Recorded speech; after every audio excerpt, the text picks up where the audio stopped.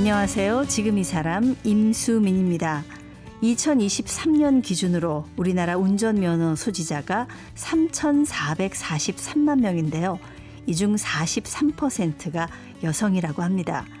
여성 운전자의 비율은 높아졌지만 여성은 운전에 미숙할 것이라는 인식은 아직도 높은데요.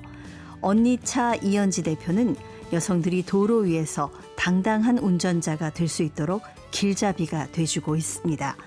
자동차 정비교육, 도로교통법 수업, 사고가 났을 때의 대처 요령 등 다양한 프로그램을 운영하고 있는데요. 언니차 프로젝트 이현지 대표 지금 만나봅니다.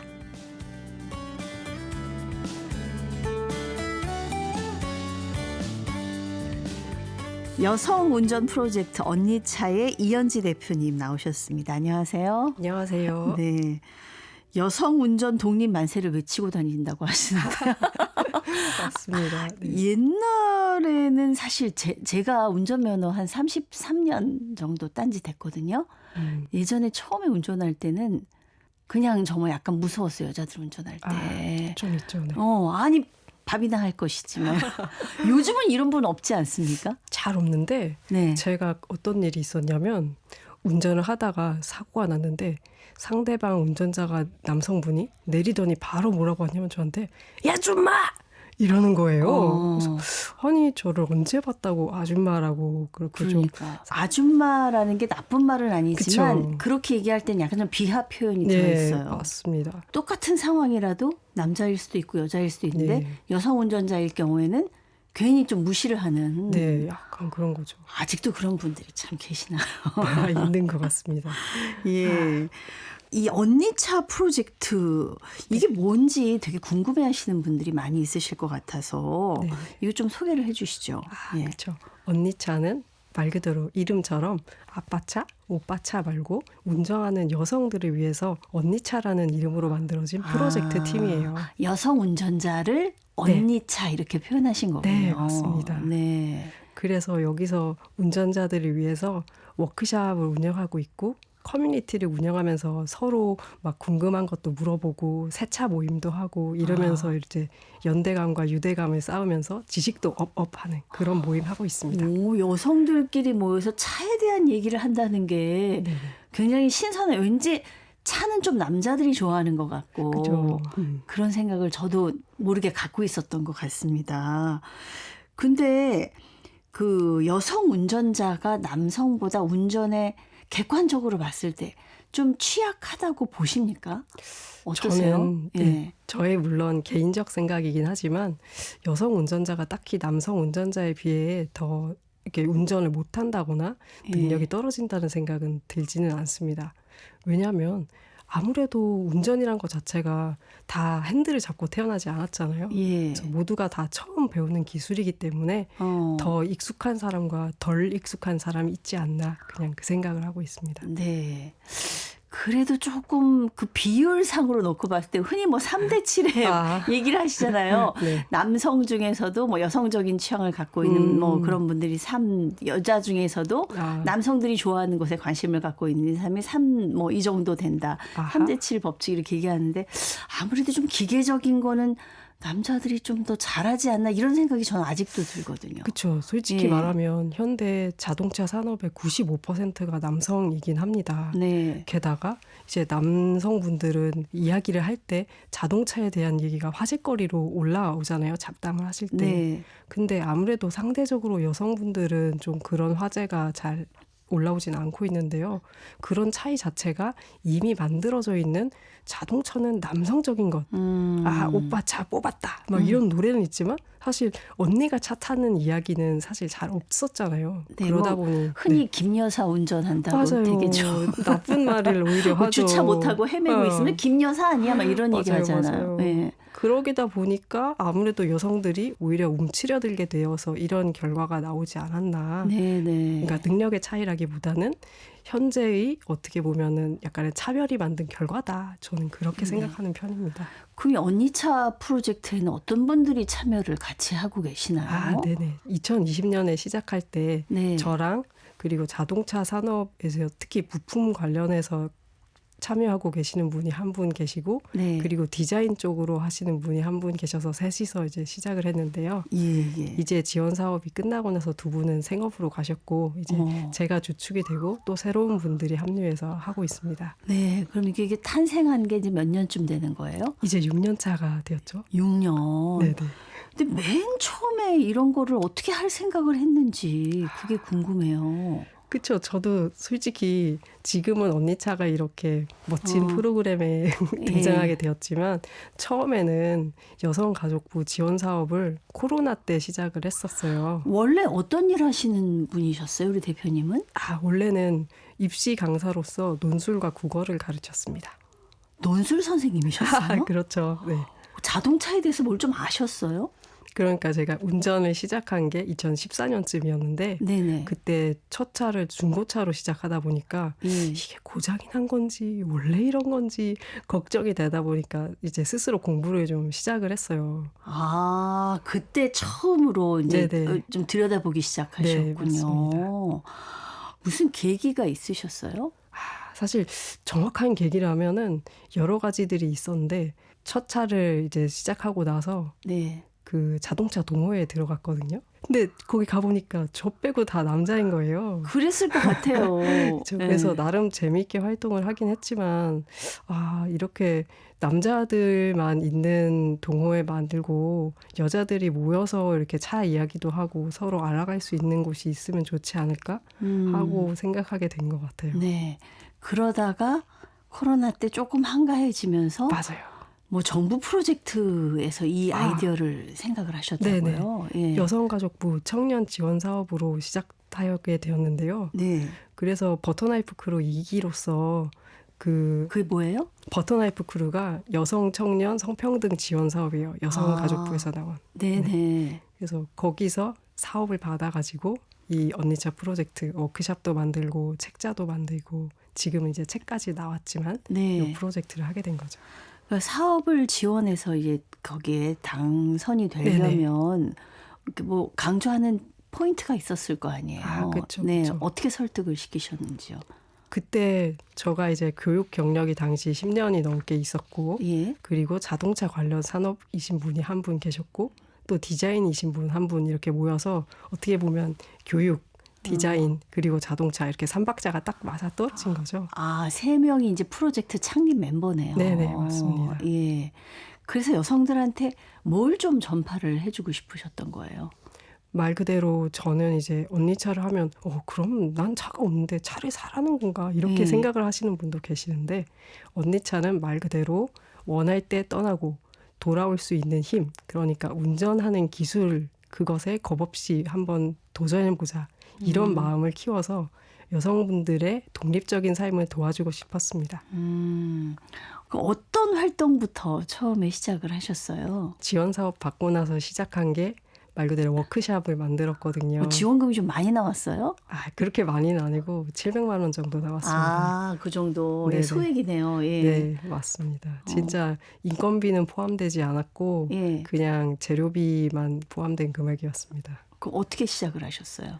그래서 워크샵을 커리큘럼을 만들고 네. 게러지 그거를 빌려서 차고를 빌려서, 정비소를 빌려가지고 거기다가 날짜 세팅하고 그리고 책자 만들고 의자 같은 거 빌리고 앰프 빌리고 막 시설 빌려다가 그 다음에 인터넷에다가 이런 행사를 하니까 와주세요. 막 공지도 올리고 네. 그렇게 해가지고 모인 것이 2020년 11월이었습니다. 그 여성 운전자들을 모아놓고 교육부터 시작을 하셨군요. 네, 맞습니다. 처음에 많이 모이시던가요? 네. 생각보다 솔직히 말하면 저는 걱정이 많았는데 예. 약 20명 정도가 금방 모였습니다. 뭘 가르쳐 주셨어요, 맨 처음에는? 그죠. 처음에는 지금처럼 이제 큰 프로그램이 아니라 하루 프로그램이었는데 네. 그 엔진룸 안에 어떤 걸 봐야 되는지 그리고 내 차 구조가 어떻게 돼 있는지 예. 그리고 그 소모품 교환을 어떻게 하는지 실습 이런 것들을 하면서 차에 대해 알아가는 시간을 가졌습니다. 그거 이현지 대표님이 직접 가르쳐 주시는 거예요? 첫 번째에서는 그 30년 경력의 여성 정비사분을 불러서 했고요. 그 다음에는 제가 이제 직접 하게 되었습니다. 어떻습니까? 기술적인 것도 공부를 좀 많이 하신 것 같은데 그쵸. 자격증 같은 것도 따셨어요? 네네. 제가 좀 더 이제 자신감 있게 예. 내가 이런 교육을 한다 이렇게 할 수 있도록 제가 직접 자동차 정비 자격증을 취득했습니다. 그럼 정비 기능사세요? 네, 맞습니다. 와, 너무 멋지다. 감사합니다. 오. 그럼 이제 처음에는 자동차 구조에 대해서 사실 저도 뭐 냉각수가 떨어져도 이게 창피한 얘기입니다만 잘못 집어넣을까 봐 약간 그것도 센터에 가가지고 얘기하고 워셔액이 떨어져도 그렇게 하거든요. 네네. 근데 이제 그런 아주 기초적인 것부터 가르쳐 주셨다는 건데. 네, 맞습니다. 그러면 조금 진행이 되면 또 뭘 가르쳐 주세요? 지금은 처음에는 원데이로 시작했는데 지금은 기초랑 심화가 있어요. 네. 그래서 심화에서는 막 배터리도 교체하고 헤드라이트도 교체하고 테일램프 그 뒤에 있는 램프 아시죠? 예. 그런 식으로 약간 더 복잡한 것까지 교체하는 실습도 하고 있습니다. 그런 것까지요. 네네. 아유, 그 카센터 계시는 분들도 저희 일하셔야 되는데, 근데 그런데 관심을 가진 여성분들이 많이 계십니까? 생각보다 이제 네. 워크숍을 열면은 빠르게 마감이 되고 있습니다. 예. 지금까지 그럼 진행한 그 프로젝트, 언니차 프로젝트 중에서 좀 반응이 좀 뜨거웠던, 반응이 좋았던 프로그램은 어떤 게 있을까요? 아무래도 워크숍이 제일 반응이 좋았던 것 같고요. 예. 그래서 워크숍은 항상 마감되었고요. 그리고 그 다음에 이제 좋았던 거는 세차 모임이었던 것 같습니다. 세차. 네네. 세차도 뭐 배워야 돼요? 그러니까 세차를 가르친다기보다는 이제 여성 운전자들이 어떻게 보면은 도로 위에서 한 섬처럼 외딴 섬처럼 떨어져서 각자가의 싸움을 하고 있잖아요. 네. 뭐 싸움이라고 말하면 좀 그렇지만 네. 그래서 혼자서 이렇게 힘들다, 어렵다 이렇게 생각할 것이 아니라 모여서 서로 얘기하고 친목을 다지면서 힘들 때 서로 도와주고 궁금한 거 서로 알아가는 그런 느낌으로다가 세차하면서 모여서 놀고 그러고 있습니다.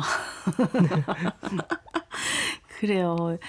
세차하면서 모이고 굉장히 건전한 프로그램이네요. 네. 그동안 이 언니차 프로젝트를 진행하고 자동차에 대하고 공부하고 이제 한 것이 이제 한 6년 정도 이렇게 세월이 흘렀는데 이번에 또 책을 내셨더라고요. 제목도 언니차예요. 네, 아빠 차, 오빠 차 아니고 언니차. 네, 맞습니다. 어떤 책입니까, 이 책은? 말 그대로 이제 운전면허를 따도 솔직히 아는 게 하나도 없잖아요. 네. 그때 초보에서 중수 운전자가 되기 위해서 알아야 하는 모든 것들 진짜 사고가 나면 어떻게 해야 되나 예. 아니면 과태료 어떡하지?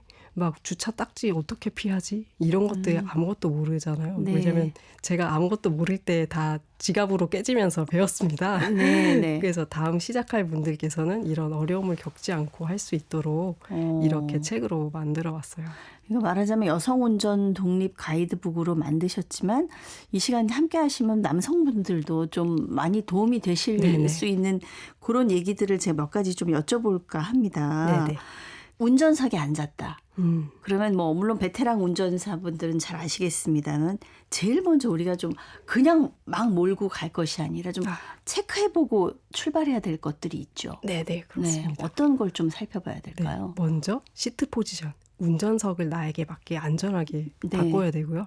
그리고는 거울, 룸미러와 사이드 미러를 이렇게 나에게 맞게 각도를 조정하고 네. 세 번째로는 이제 나에게 맞게 꼭 필요한 기능들이 왜냐하면 처음 보는 차일 수 있잖아요.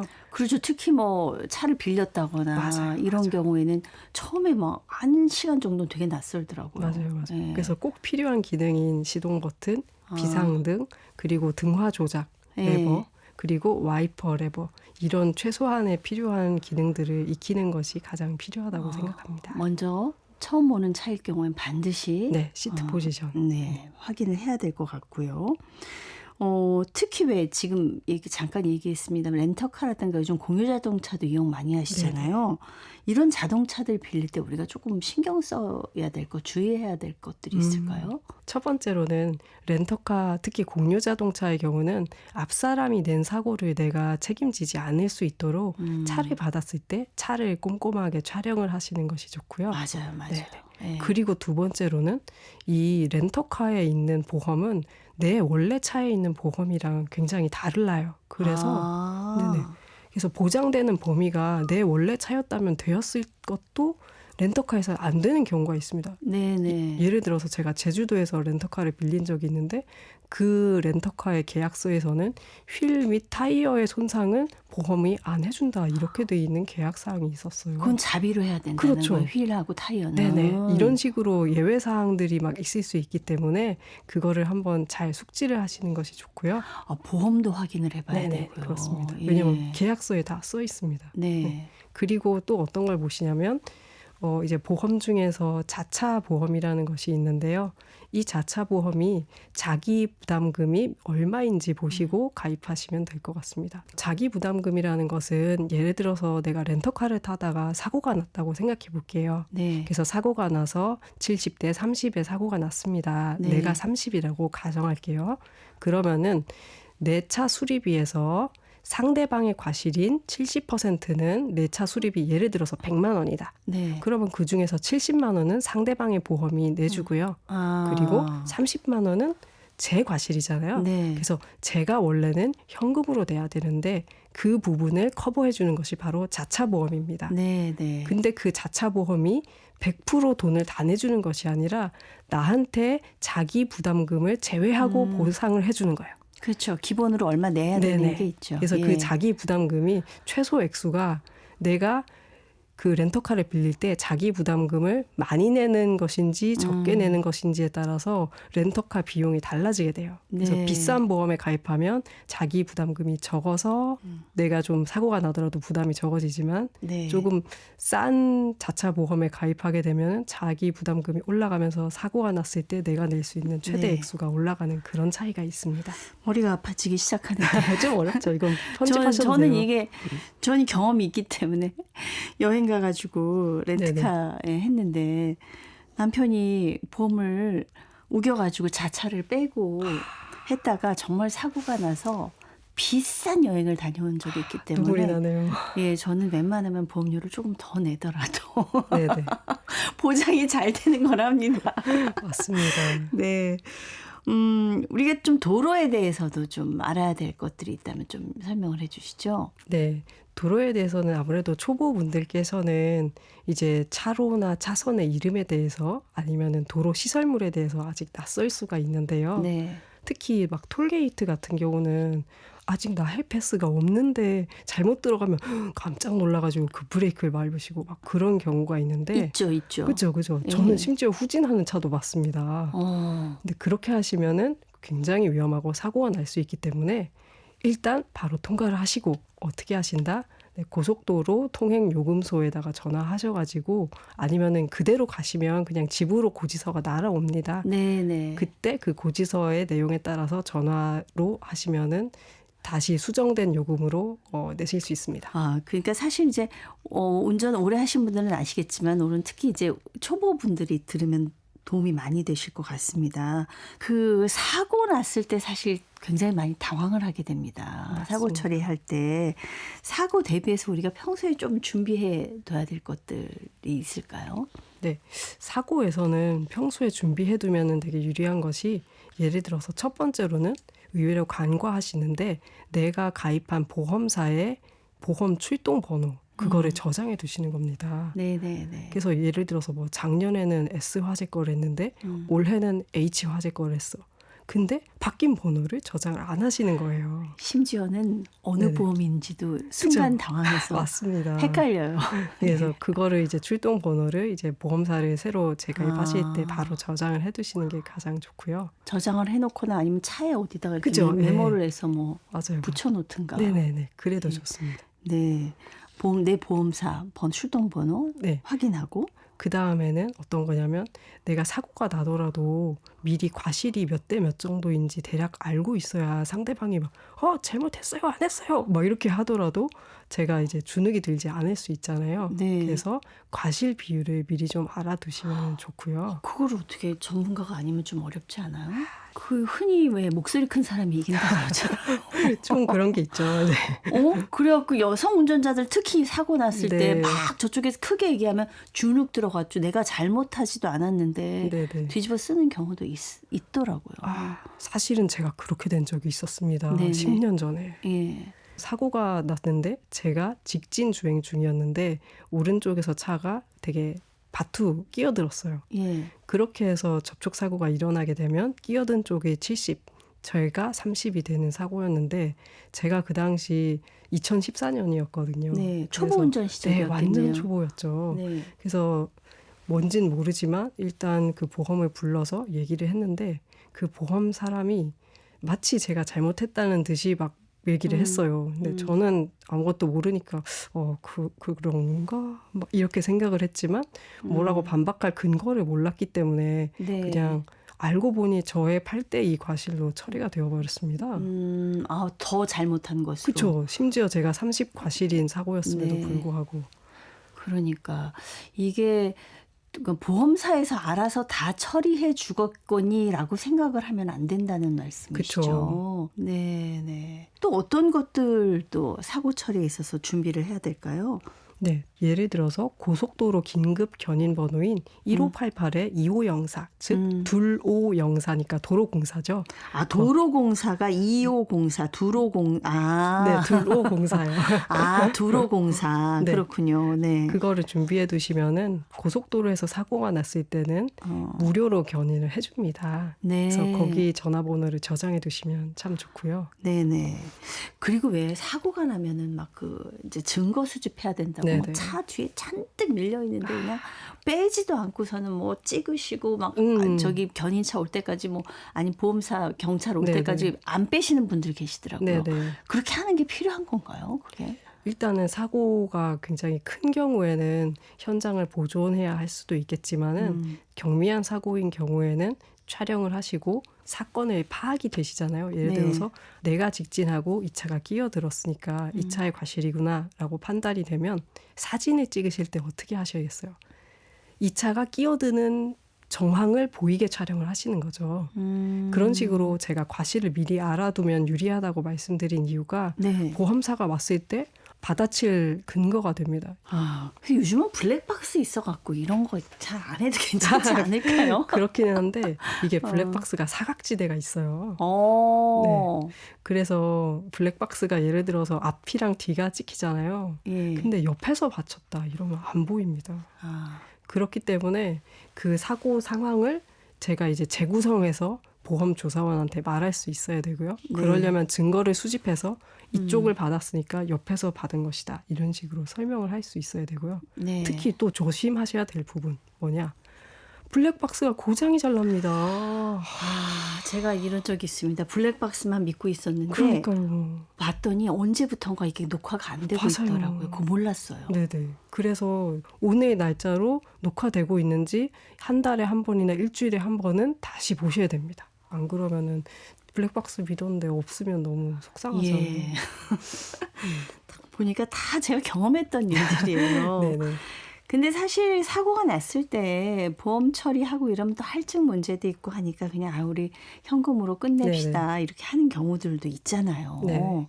이럴 때 조심해야 될 것도 있죠. 그렇죠. 가끔 이제 보통 좋게 끝나는 경우는 그냥 합의를 하고 집에 가시면 끝나는 일이겠지만 어떤 경우는 오히려 뺑소니로 신고하는 경우가 있다고 들은 적이 있습니다. 네. 흔하지는 않습니다만 그럴 때를 대비하셔서 그냥 계좌 이체를 해버리시면 계좌 이체한 흔적이 바로 합의의 흔적이 되겠죠. 현금은 또 증거가 안 없죠. 받았다 그러면 또 네. 곤란하니까. 맞습니다. 계좌 이체도 증거가 될 수 있다. 그렇죠. 그렇군요. 이 뺑소니 잘못하면은 잘못한 거 없이 뺑소니로 몰릴 수가 있으니까 그런 것도 주의를 하셔야 될 것 같고요. 네. 왜 사람은 안 다쳤는데 왜 가로수라든가 신호등이라든가 이런 것들을 받쳐서 사고 나는 경우 있잖아요. 맞습니다. 이럴 때 비용이 생각보다 많이 들더라고요. 그렇죠. 특히 가로수 같은 경우는 나무의 종류와 수령에 따라서 가격이 천차만별인데 특히 은행나무가 수령이 있을 경우 800만 원 이상이 되는 것처럼 네. 상당히 비용이 나가니까 주의를 하시는 것이 좋고요. 네, 또한 네. 가로등이라든지 아니면 교통신호 제어기 같은 경우는 이것도 가격이 700에서 1200만 원, 2000만 원까지 올라갈 수 있기 때문에 이왕이면 받지 않는 것이 좋습니다. 하지만 네. 중요한 것은 사람을 받는 것보단 시설을 받는 게 무조건 낫다는 사실 꼭 기억해 주시면 좋을 것 이거 같아요. 보험 처리되는 거죠? 네, 됩니다. 대물배상 되는 거죠? 네, 그래서 대물배상이 되기 때문에 제가 어. 돈을 낼 필요는 없어요. 그래서 사람을 치시느니 당연히 기물을 치시는 게 낫습니다. 아, 근데 이런 기물 사고가 났을 때 운전자가 굉장히 위험하다고 하더라고요. 맞습니다. 예, 그래서 정말 조심하셔야 되고 자동차 사고가 난다고 해서 보험사에서 다 처리를 해주는 게 아니라고요? 그렇죠. 이렇게 자동차 보험이 있으면 사고가 났을 때 전부 다 보장해 준다고 생각하기 쉽지만 네. 음주운전, 무면허 운전, 뺑소니일 경우에는 절대로 보장을 해주지 않습니다. 네. 그러니까 해당 사항 없도록 안전운전 하셔야겠고요. 네. 오늘 언니차 프로젝트 얘기하면서 여성 운전자들이 좀 자동차에 대해서 공부를 열심히 해야겠다 이런 얘기도 있지만 또 법적인 것도 우리가 좀 많이 관심을 갖고 공부해야 될 게 많겠다 이런 생각이 네네. 드네요. 뭐 사고가 나지 않는 게 제일 좋겠습니다만 특히 좀 제일 잦은 사고는 어떤 게 있을까요? 일단은 가장 흔한 사고를 생각한다면 아무래도 차로를 바꿀 때 일어나는 사고와 그리고 생각보다 추돌 사고, 즉 뒤에서 앞차를 받는 사고가 굉장히 자주 일어납니다. 네네. 이게 전체 일어나는 사고 유형 중에서 단일 유형으로 11% 정도 차지할 정도로 많은 사고이기 때문에 앞차와의 간격을 길게 안전하게 그리고 비가 올 경우 혹은 눈이 올 경우 그리고 바닥이 얼었을 경우 꼭 네. 길게 유지해 주시는 것이 좋습니다. 그러니까 어떤 분들 누가 끼어들까 봐 그냥 탁 붙어가지고 아주 그냥 긴장감 있게 운전하시는 분들이 그냥 한 대 껴주면 되는데 맞습니다. 조금 여유 있으면 누가 들어올까 봐. 맞아요. 근데 안전거리 확보하시라는 말씀. 네. 이 언니차 프로젝트 하신 지 6년이 지났습니다. 이제 앞으로 좀 어떤 일을 해보고 싶으신지요? 일단 그동안에 했던 거는 이제 워크샵 만들고 커뮤니티도 만들고 그다음에 이제 책도 냈잖아요. 네. 근데 이제 또 해보고 싶은 것들은 교통과 관련해서 시설이라든지 아니면은 법규를 이제 개선하고 싶은 그런 꿈이 있고요. 네네. 또한 언니차라는 이름처럼 여성들에게 도움이 되는 여러 가지 불합리한 제도들 그런 것들을 개선하는 작업을 해보고 싶습니다. 네네. 도로 위에서도 모든 사람들이 평등하게 네. 안전하게 잘 운전할 수 있도록 앞으로 또 많이 애써주시기 바랍니다. 네. 감사합니다. 감사합니다. 네, 여성 운전자들 또 뭐 뿐만 아니라 모든 사람들이 도로 위에서 평등하게 마음 놓고 운전할 수 있도록 노력하고 있는 언니차 프로젝트 이연지 대표였습니다.